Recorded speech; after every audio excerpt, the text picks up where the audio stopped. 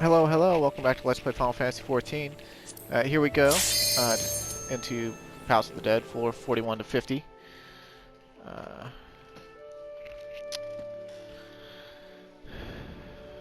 Since last time I did the other file up to this far, just in case I fail for some reason. And obviously though, if I if I fail on this, I probably won't record this attempt. I'll probably just start that file over on like Red Mage or something, and then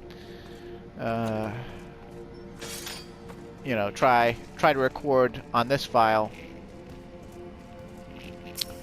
or on the next file on Dark Knight.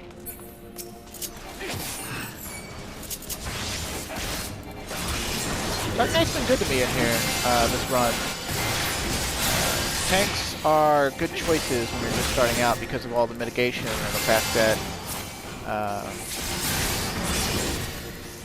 you know, even if you're, you know, you don't have potions and things, all tanks have a bit of self-sustain innately built in. They take less damage.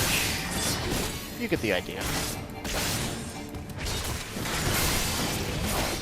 Looks like you dodged that. Ow. Oh, jeez. Good. This is no bueno. I was just saying that I was more durable than the average bear. That my self-sustain would save me.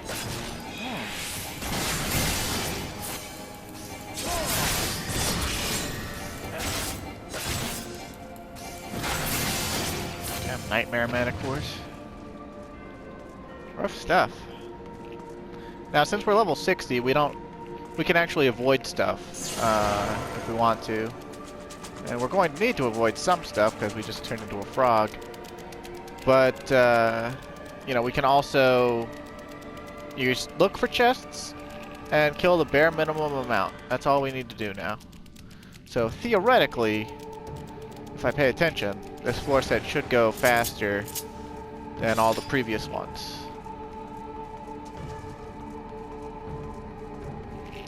Although, if you're going for high score, like, because there's a tier list, there's a ladder list for this. If you're going for high score and you want to, like, you know, be the #1 Palace of the Dead player on Excalibur or whatever. For whatever job, you know, go find the job that you like the most on the ladder list, see what score you need to make, and then just come in here and really get everything down pat, because you increase your score with kills, and you can actually become the #1 score without getting to floor 200, although obviously it would look more impressive if you did both. And then also, obviously, you'd have more floors to get kills on if you did actually get to floor 200. So, yeah, it's just something to keep in mind.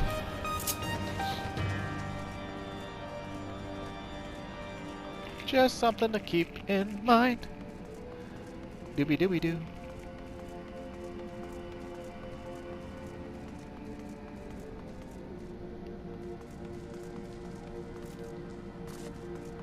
Oh, I'm sad. No silver chests. Oh, but steel pomander, that's excellent.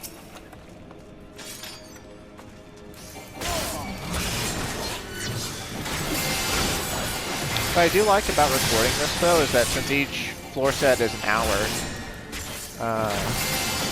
you know, it's not just a race against the dungeon clock for me, it's a race against my recording clock, and obviously if I fail the dungeon attempt due to a timeout, then I also fail my recording. So, you know. Of course, I guess you could argue that I've been failing my recordings because they're not very entertaining. But, well, I guess that's subjective. It depends on what type of entertainment you're into. Personally, I've been watching a YouTube channel called Axeman. Obviously, he doesn't need a shout out from a nobody, but I don't know how he wasn't recommended to me before. He's been doing videos for years. They're all very good and entertaining. He's got a good vocal, you know, cadence that carries his well-edited presentations of the subjects he talks about. And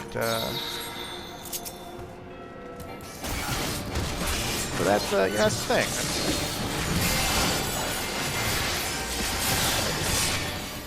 That's the thing.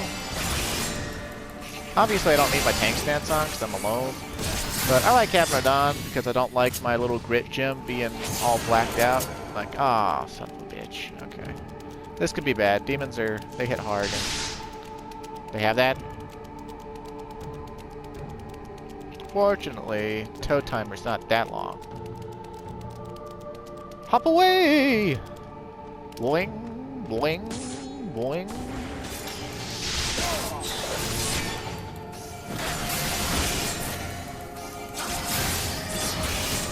I know what you're thinking. Final Fantasy XIV veteran that may or may not be watching this. This guy is an idiot. He got turned into a frog. How does he ever expect to do any of the later floors? And the answer is through sheer luck and determination. But also, when it's a later floor, I'll probably talk less and be careful more.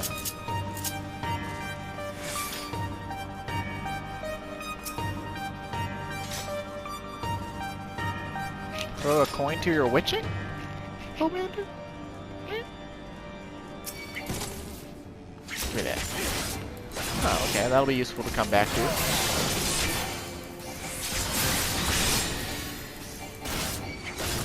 It's kind of funny, when Palace of the Dead had come out and it was relatively new, I mean, it wasn't like when it first came out, but when it was relatively new, I was actually working in a tire recycling plant.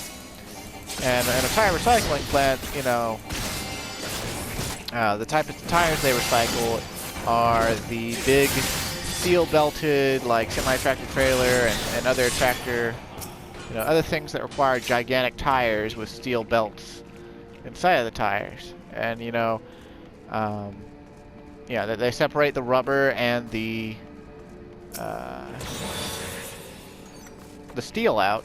And then they send the steel to a steel processing plant, and then they send the rubber to a rubber processor, and they keep track of what their processors send it to and see exactly what they're responsible for getting made with all the recycled components of tires. And my job was very simple in the tire recycling plant. I offloaded gigantic tires, 115-pound tires, which I think is about 88 kilo, but I'd have to look up the actual.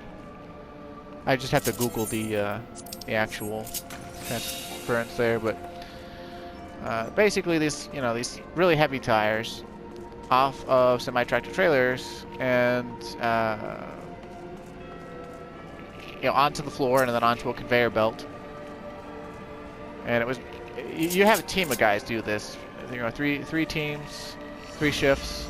I got morning shift, and I worked there for about 2 months, and it was actually pretty honest work with decent pay. Excuse me, I became very thirsty. But I wasn't careful, and a stack of tires fell on top of me, and my helmet protected me from any head injury, but I had a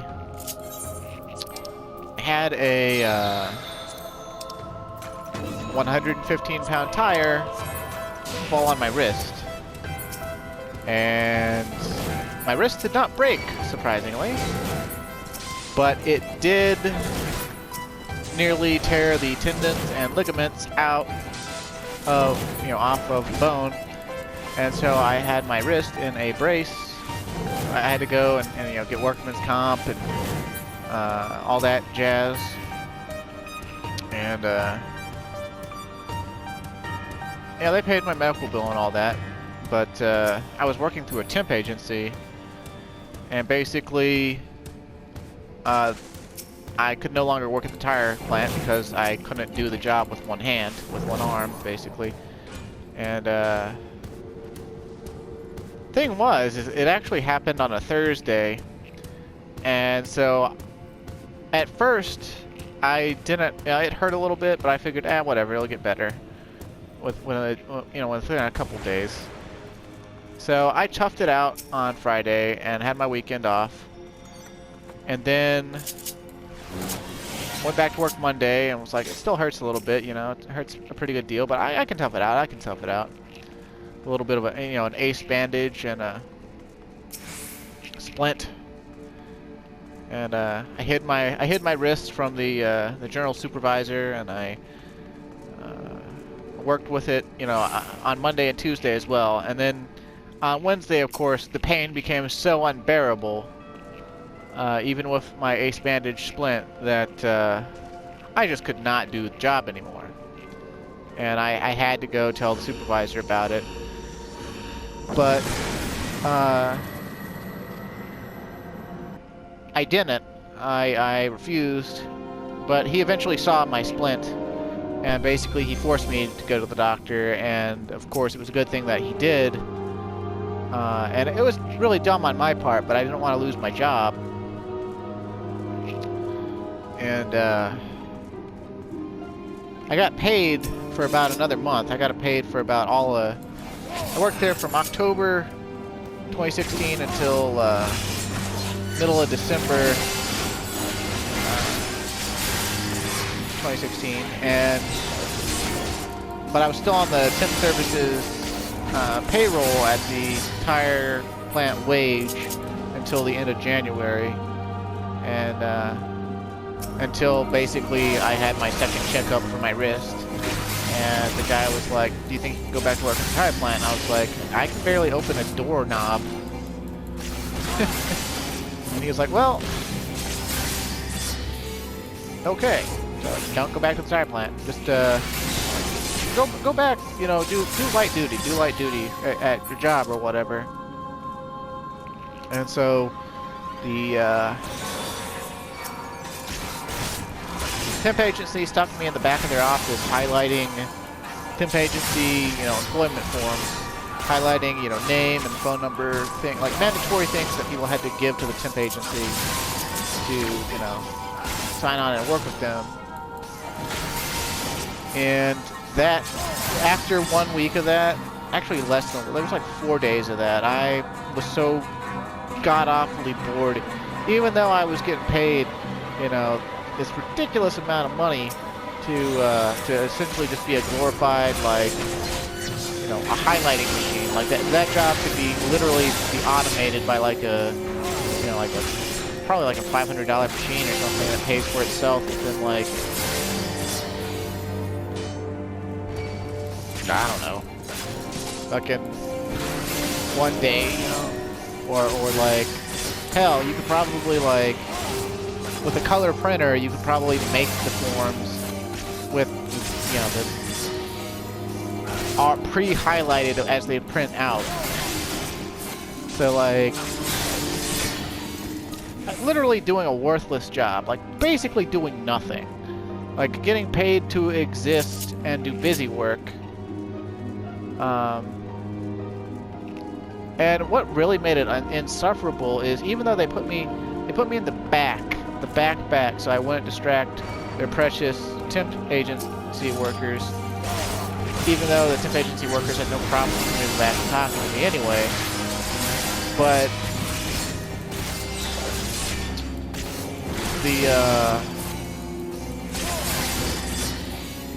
they didn't want me to talk to anyone. They didn't want me to listen to music. They're like, you can't listen to music. You're at work. And I was like, I mean, it's a very menial task. Not even with headphones in. They want me having any sort of enjoyment as a sort of like trade-off for the work being so easy and for me getting paid so much to do it. They don't want me to, have a good time at all. And so I pretty much eventually, like, it was like 1 week of doing that, and I basically told him, hey, is there any way I can just like still be on the call list for temp jobs, but not do this work? Like, obviously you don't got to pay me for, being at home, but I just cannot do this. Just sitting in this office and just highlighting sheet after sheet after sheet. Because, like, I took it seriously.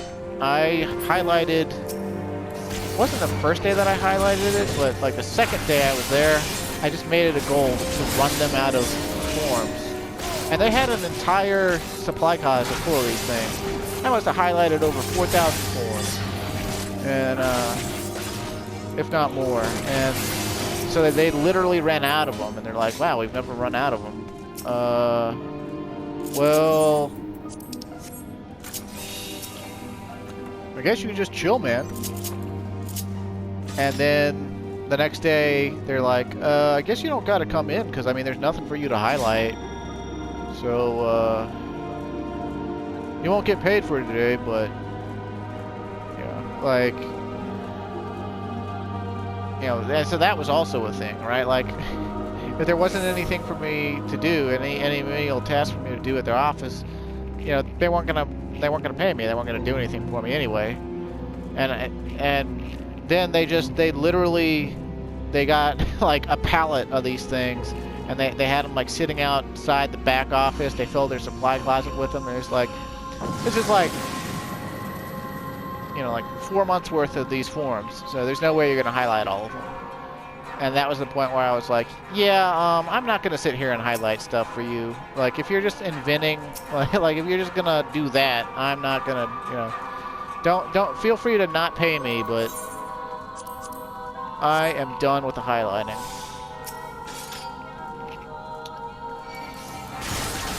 And so I went home, and I think it was like, two and a half weeks later, went back for another checkup, still couldn't work with the wrist, so they couldn't send me to another job they wanted to send me to. They wanted to, because I had been away from the tire plant for so long, they wanted to send me to like an LG plant or something, and that would have been good pay, but I was like, there's no way, like, is it physical labor? And they're like, yes. I was like, well, I still can't do it. I still can't even open a doorknob. And even with the wrist brace. So they basically told me, all right, well, just wait by your phone. We'll call you if we find any desk work. And they never called. And then about March of 2017, I did get a call from them. They're just like, oh, hey, don't come back in looking for jobs or asking for jobs. You're off our list. You'll have to wait 90 days before you can reapply. And I was like, oh, okay. So I just never went back. Because there's employment opportunities elsewhere. And I decided to convalesce, basically, for the rest of 2017, which is probably a bad mistake financially, but I'm not the type of guy who lives paycheck to paycheck. So, you know, I ate the loss and, you know, got by just fine. And then the next year I got my current job, which is a night editor at a hotel. Doesn't pay as much as the tire plant, but it's a lot less hard on the body, that's for sure.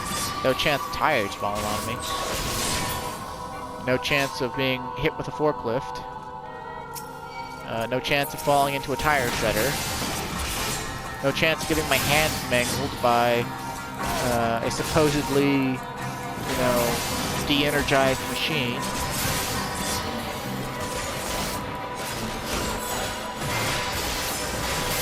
And a less insufferable boss. So I gotta admit, the guy at the tire plant, he was kind of a douchebag. His name was Kevin. And he wasn't like a straight up douchebag, like, I could probably have a beer with the guy. But he was like, you know, one of those guys that basically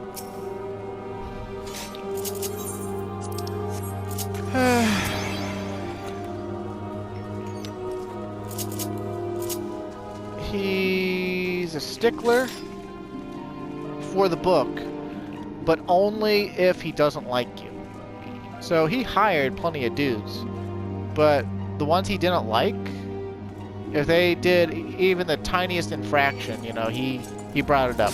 But the ones he liked could get away with all sorts of shit all the time. And that's pretty par for the course as far as workplaces go. I mean, that happens in every working environment.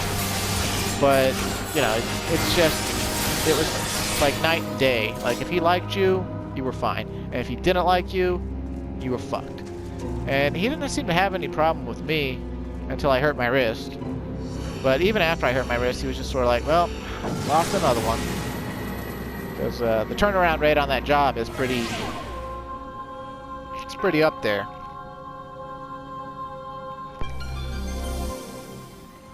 Uh-oh, we can't use items. This could be a tricky floor. Of course, we could always pop the Serenity. Well, don't want to waste those unless we have to. Or, of course, if we have to use them, it's not actually a waste, but...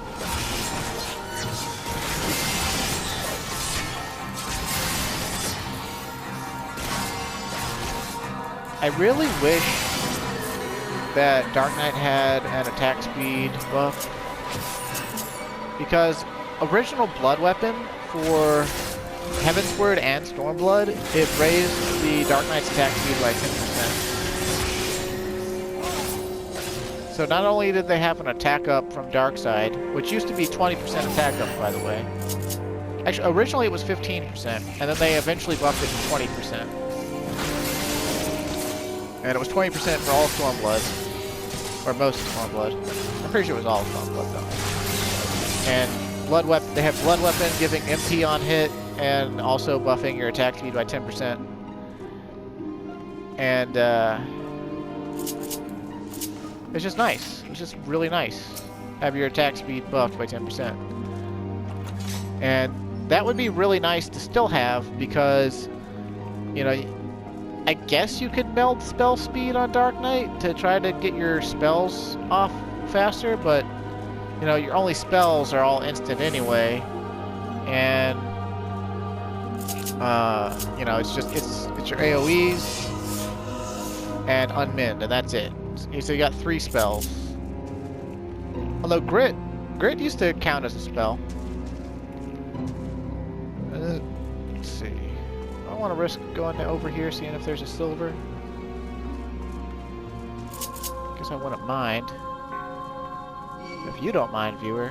Son of a bitch. Yeah, whatever.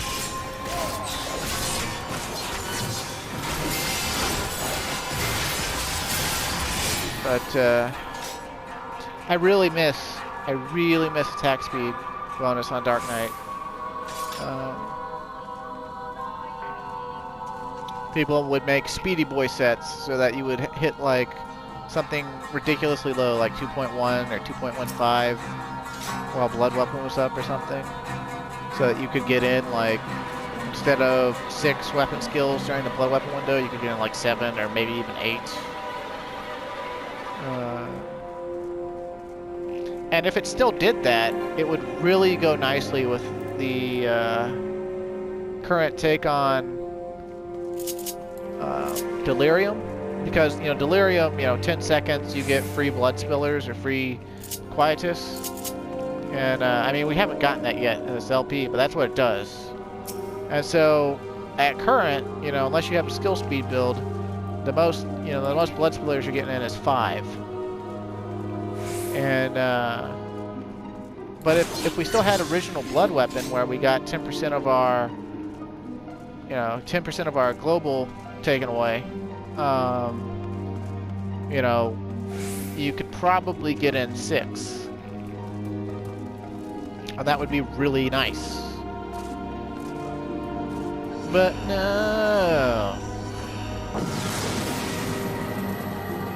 Although obviously they wouldn't always line up, because you'd probably still just be using Blood Weapon to generate more blood and more MP.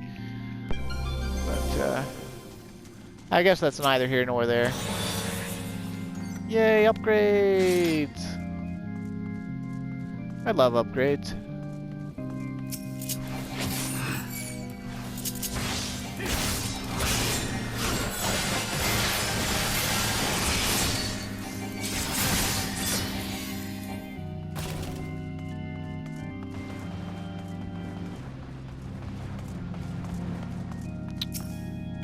Doopy doopy doop. Doop doop. Doopy doopy doop. Doop doop. Try to speed this up. Doop doop.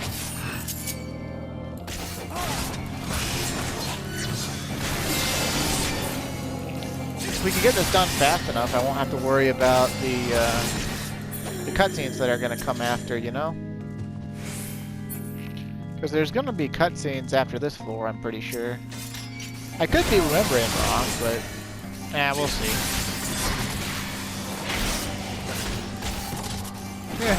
Nail in the coffin because he hit me with a coffin.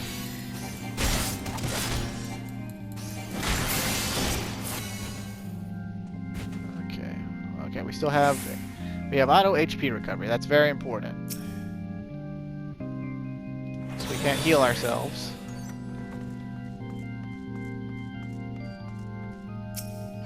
Oh, hello, zombie dragon.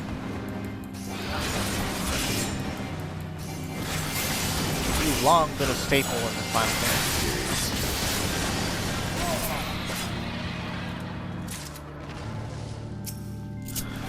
I guess it technically counts as a boss, but in Final Fantasy I, in the Castle of the Ordeal, where you get the rat's tail, there's a guaranteed encounter, like either right before you pick it up or right after you pick up the rat tail, where you can fight 1 to 2 zombie dragons. And I guess it counts as a boss because they hit really hard and have a moderately high amount of HP. But I mean, it's not really that high, and they are super duper easy to kill. Like, they're weak to fire, they're weak to Dia, which in the first Final Fantasy is basically banish, or, you know, like, it's holy magic that only hurts undead.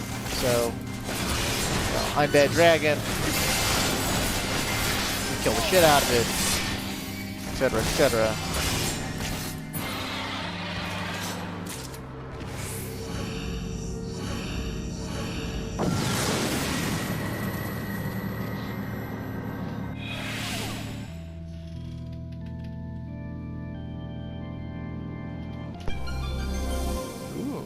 Auto heal disabled.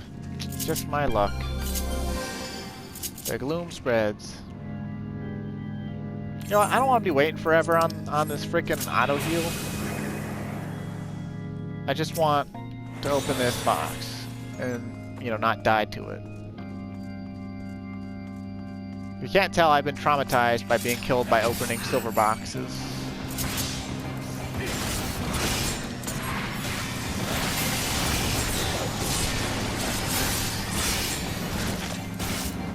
Although, whenever we get 99/99, we won't have to open silver boxes in Palace of the Dead anymore, because they're always either upgrades of either weapon or armor, mimics, or explosions. There can never be anything else in Palace of the Dead. And the second deep dungeon, which is called Heaven on High, and we'll get to that soon enough. Silver chest can also give you Magicite, which will let you summon a primal to kill every single enemy on the floor. And yeah, they're basically there's different flavors. There's a wind one, an earth one, and a fire one, and those function exactly how I said. And then there's the Elder Magicite, which, as far as I know, is only ever Odin. And he's very rare, but the Odin Magicite can even kill the bosses in a single hit with Zantetsuken. So, you know, Odin is obviously very, very good to get. In my experience, he's so rare, I was so excited to get him once that I literally recorded killing one of the bosses with him. Like 30-second clip of, you know, basically just boom, Odin, boom, boss dead, and then, you know, it's not really impressive at all. It's just, for me, it's rare occurrence. But that also makes Heaven on High a much easier solo experience because you can find the Magicite on any floor in silver chests. And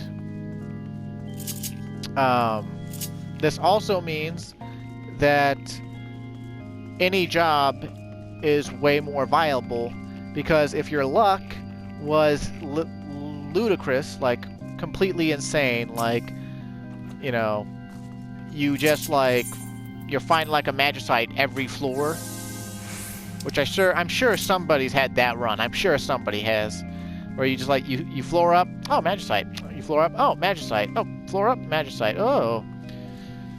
And it's compounded by the fact that you can also, their account is a special type of Pomander, basically. So,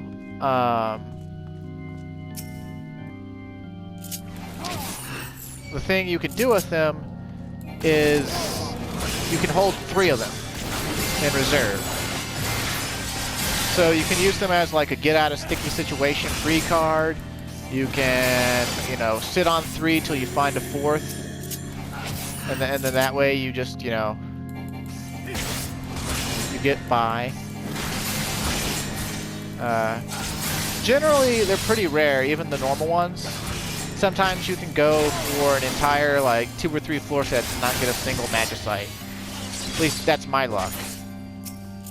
But other times, you can go through and get, like, you know, a Magicite every other floor. I think the most Magicites I've ever gotten in a single floor set was I got, I think 4 Magicites in a single floor set. And that's, you know, that's insane, right? Like, of course it's not that insane, but sometimes you'll get 2 Magicites in the same floor, even. And obviously, you know, you're not going to use both of them.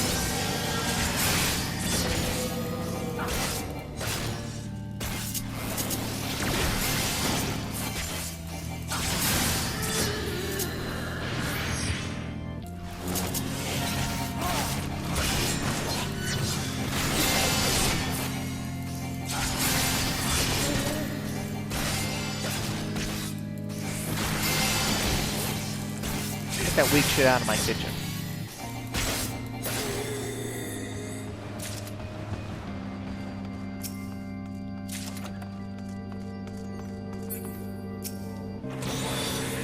Oh yeah, I love when a flare gives me more than what I deserve.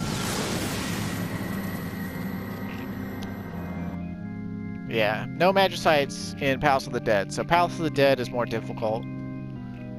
But also Palace of the Dead is more difficult nowadays because, you know, the way, even though we have the increased potencies, which does make it easier in some regards, the majority of your skill kit, you know, of your, you know, you have less skills to use at 60 than you did back during Heaven's Word or back during Stormblood even. Not by a lot, mind you. Like, I still have plenty of skills here. Just, you know, not as much.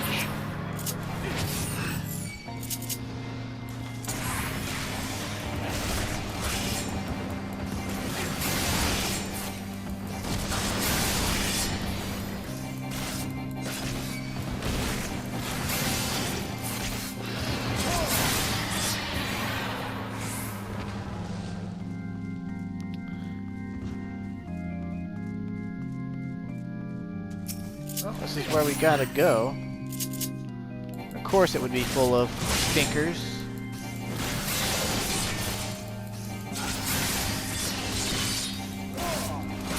Yeah, I'll show you a Void Slash, jerk. Although, honestly, I wish I could get their sword. It's just a cool... It's like a cooler version of the blood sword that Halicarnassus wields in Hockey Manor hard mode.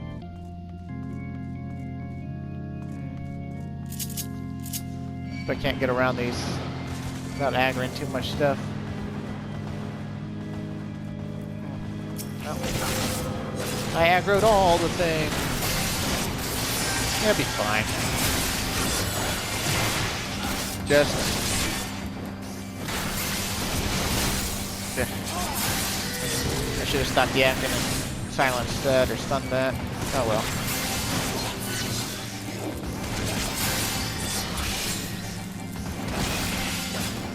I'm being greedy about chests, is all. I'm on the prowl for silver chest booty. So I want as many upgrades as possible.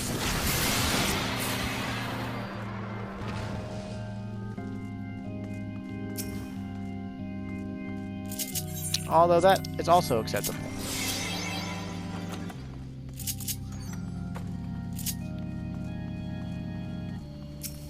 Yeah, just aggro me already, dude. Oh, hey, my greed's gonna pan out here, unless it's a mimic or an explosion, in which case, joke's on me.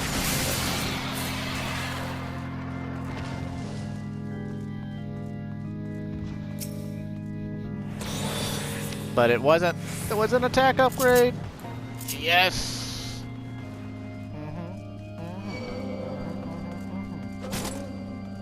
Yeah, I'll get to fighting you in a second. We get in between rooms here.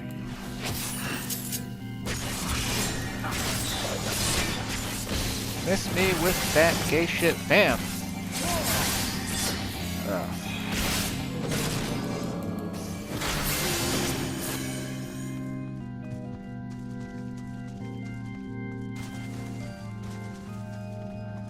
You gonna aggro me, Flyboy?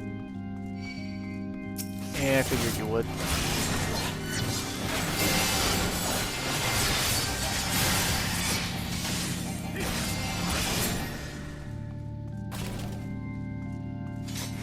Of course. We're still gonna have to fight our way through like 3 minutes of encounter here. On the bright side, everything's dying quickly.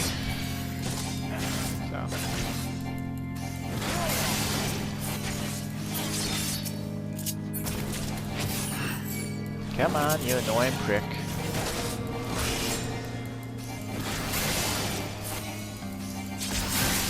Come on, you annoying prick. Come on, you annoying prick.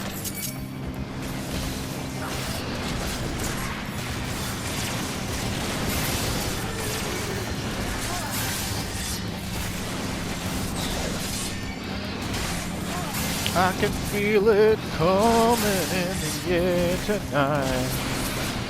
Hold on.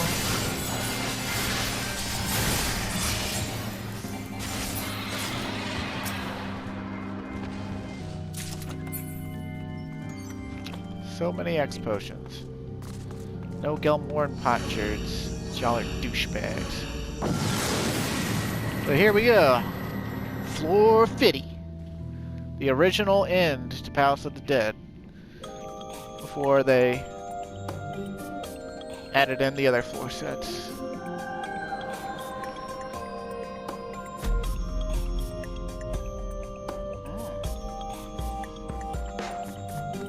I guess it's Edda and Avere. But now she's got a scythe and an elongated frame. I guess her clothes are made out of leather. Well, leather and lace. What do you think of this music, huh? It's interesting, if nothing else. Let's give her a show. She's got X potions or Mex potions on. Okay, X potions, that's fine. Get the Lust Promander out. She's not that difficult. You just try not to get hit by her AoEs because it charges her ultimate. Dark Harvest is just a cleave attack. And she's going to spam it on us because she... in health, and then she's going to do, what is it, like out of health or whatever? I don't know what it's called. How dare you disease me, you jerk.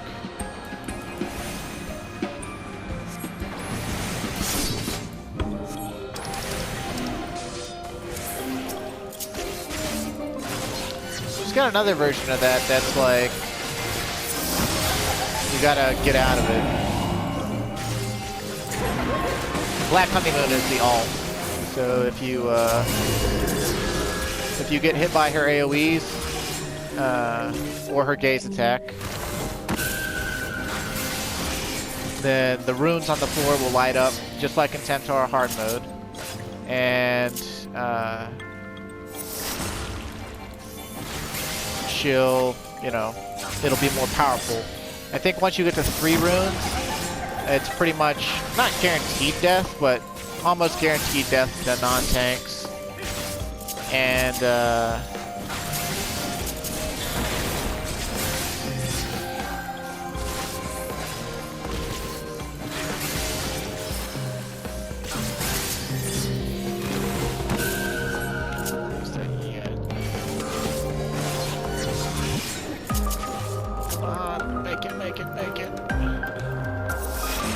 on Red Mage, she's really easy to fight because you have the backflip. Dragoon too, because even when you get weighted or whatever, you can still just backflip out of the telegraph there. And if you have other party members, she teleports to them when she does Dark Harvest and slashes them regardless of the aggro table.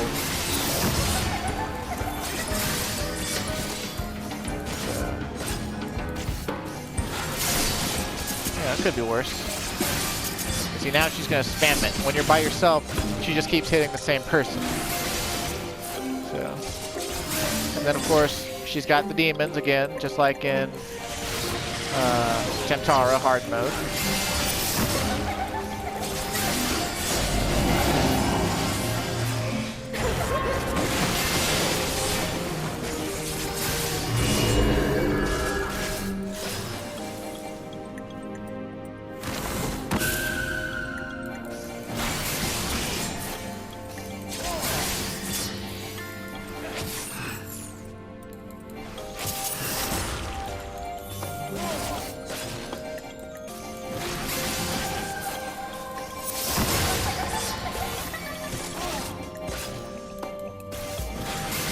And obviously she dies incredibly fast if you have a full party. But part of the beauty of the Deep Dungeon content is they actually did intend for it to be soloable. They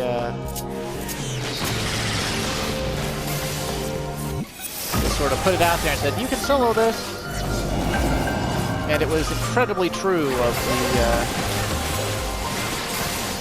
first 100 floors, honestly.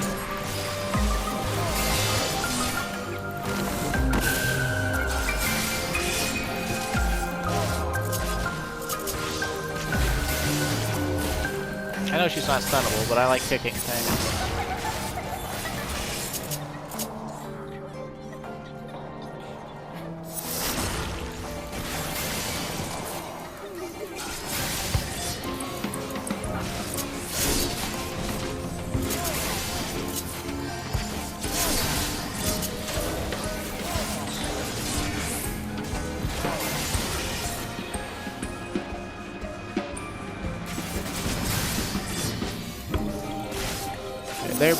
There'd be a gargoyle for each party member if we weren't alone.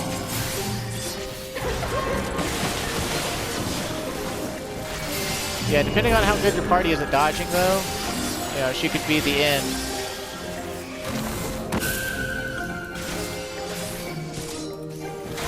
And we got her. Down she goes.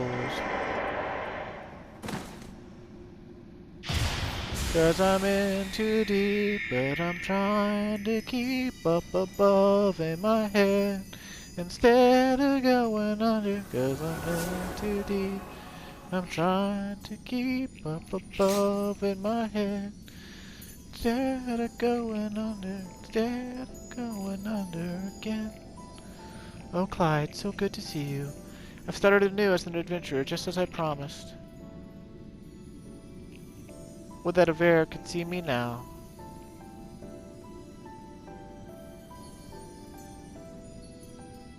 But how did I come to be in this place? I remember falling and a robed figure. Huh, a robed figure, you say?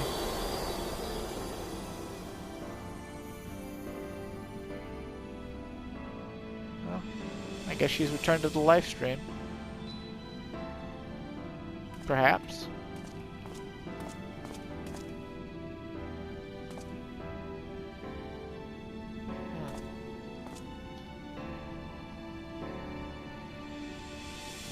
Ring, huh? Is that her wedding ring?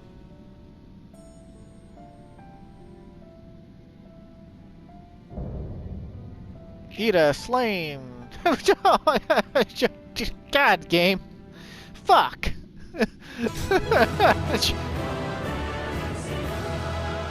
Well, we got about 14 minutes left on the recording, so look at all the candles. It's just like Tamtara all over again. Bam, bam, bam, bam, bam, bam. Every time you complete floor 50, you get a Gelmore and Potsherd. And you can trade those in for a new number of rewards. But the most important thing when you're doing solo runs is you can trade them in for sustaining potions, which are a very strong regen that are very, very necessary, regardless of your job, for the rest of Palace of the Dead. And, I don't know if they've changed it, but you used to have to do, I think, the quests after this involving that wedding ring before you could access 51 to 100. But, we'll see.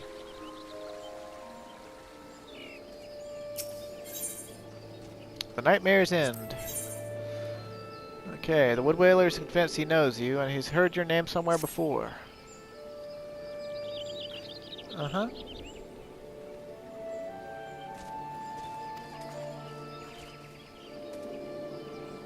Practically lives in the tavern now, huh? Yeah, sure, whatever.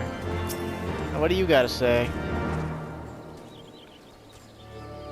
Uh-huh. Robed figure, huh? I did, actually.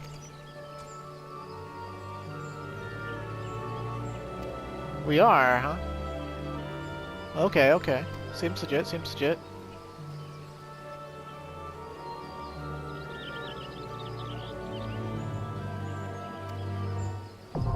I don't know what he means by his men don't have the strength to stand with us in the ruins. Like, yeah, I know we're a big shot, big deal, but remember, the ruins drain everyone the same, right? Like, they drain you down to level 1, and your strength only comes from your Aether Pool arm, which the Padjali make with their magic. And the Aether Pool arms work the same for everyone. So why wouldn't I be able to take in a few Wood Whalers with me, right? Like, each would probably be more than worth it.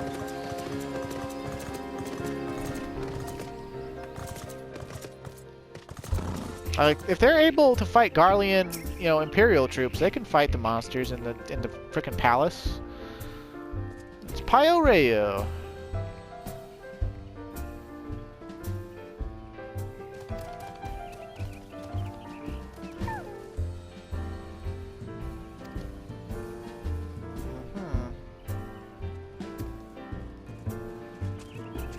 Well, I killed her again, man.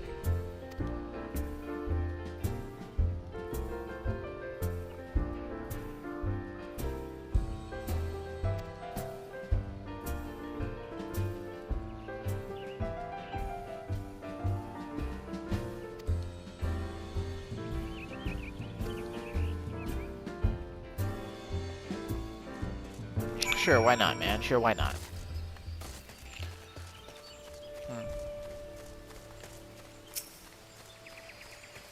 He sobered up quick, huh?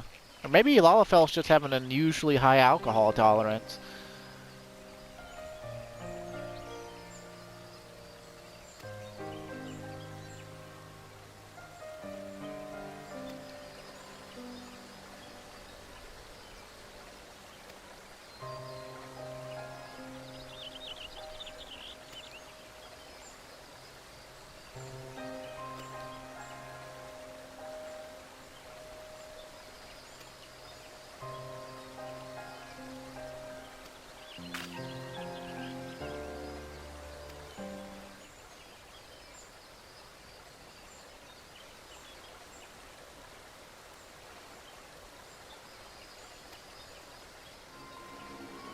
The night before our fateful foray into the Deepcroft, Vera and I went to the Druthers for perhaps one too many drinks. He stumbled outside in a drunken stupor, and it was there that he fell into the river. We thought it hysterical, that is, until we realized that not only were his gauntlets missing, but his ring as well. But there was no use searching for it in the dark, so we decided to return at first light, but alas, we never found it. Edda could never know. Now, I could make things right. To do that, we must retrieve Avera's ring. Come, I very much doubt that these shallow waters could carry his gauntlets far. So we're gonna get some rusty gauntlets and a rusty ring.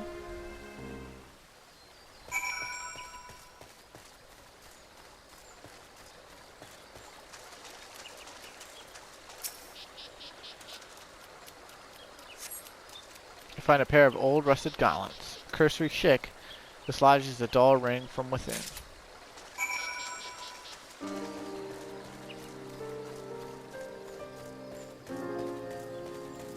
How drunk was he?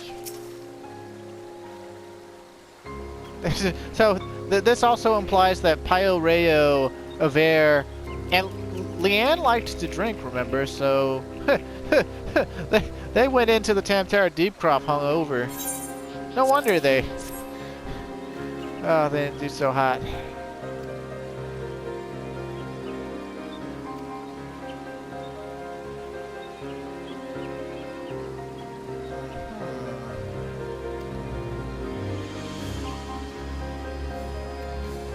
Top of Skylift, huh? Oh, very well. Summerford Farms, right? It's actually a really nice view from the Aetherite there.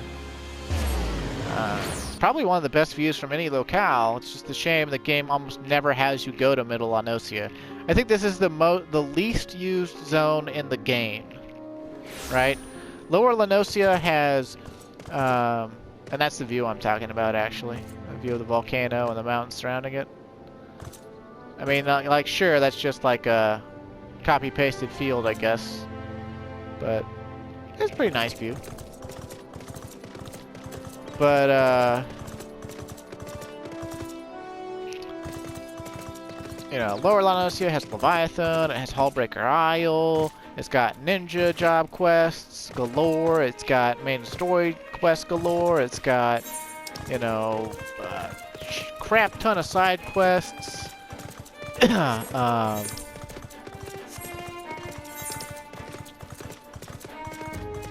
Way more fates, it's way larger. Then there's, you know, Western Lanosia, same deal. It's got Pharaoh Sirius, it's got, you know, Tastasha hard mode. Got all the rogue quests almost. Got tons of main storyline quests. Got Sahagan dailies. Got the Sahagan, you know, stronghold.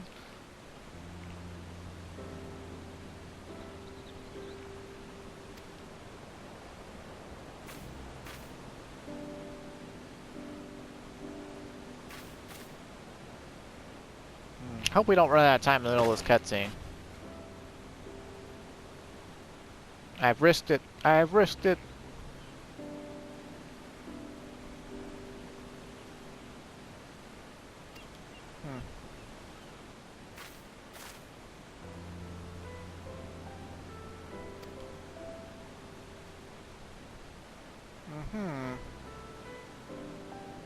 Are you sure you should have lacked hangovers? Is what you should have lacked. You drunken mules.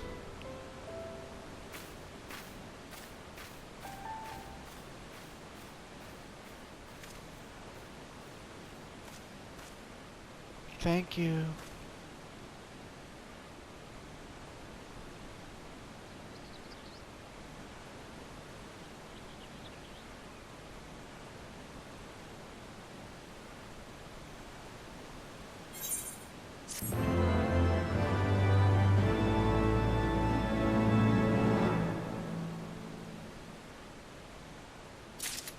Well, seems legit. I forget if we get a title for that or not. The Chief Mourner, yeah, okay. That's cool, I guess. That's cool. Cool, cool, cool, cool, cool. Cool, cool, cool, cool. See if we can't get back to Quarry Mill before time runs out on this recording. Yeah, and then there's Upper Lanosia, which has Camp Bronze Lake with Titan and all that. It's got some Ninja Quest line there too. There's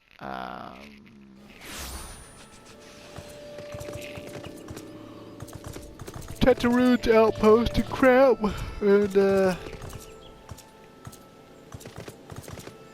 Treasure Map quest, and Wanderer's Palace and the Scholar Job quest line.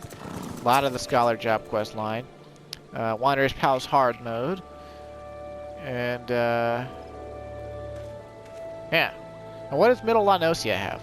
Middle Lanosia has no dungeons. It has, you know, almost almost nothing really. I think there's like one rogue quest that has a section there, maybe two. But so let's see. Okay, so it looks like we can start at floor 51, but I won't want to go on to that right now because obviously, you know, there's no time left for it. But also, it would behoove me to go through this file before I go through this one to not only have the backup as far as I need to go, but to improve my ether pool. Because starting at floor 51, the ether pool demand is quite a bit higher. Like, I think at 51, it's synced down to 60. And obviously that's way more than either my weapon or armor are at right now.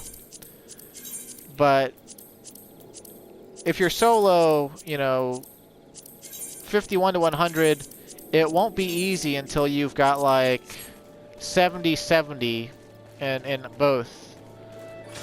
Just because, you know, stuff does start hitting for more damage. You know, stuff does start becoming more dangerous. You know, it's a thing. Your Highness. That's funny. Let's see. Trying to think. Is there anything else that's related to this that I need to show you? Let's see. Exchange artifacts. Oh yeah, okay, so this is where this little pad jolly is where you can exchange your pot shards. You can get an Aver disembodied head mount if you get 10 pot shards. So there's a mount you can get out of this pretty easily. But what we need to do is we need to take sustaining potions, because those are going to be lifesavers, especially when we get up above floor 100. They go right into your inventory. You see they have a recast of 15 seconds and a duration of 15 seconds. They cause HP regeneration, but they're only available for use in Palace of the Dead. And in Palace of the Dead, the regen is about 2,800 or so, like 2,850 on average, I think, per tick. And that basically makes you unkillable for, unless you pull like 20 monsters, for all of the first 100 floors. After floor 100, it makes you unkillable for basically like 101 to like 130, and then 131 to 150. Actually, 131 and above, like it gets pretty dicey. Like I think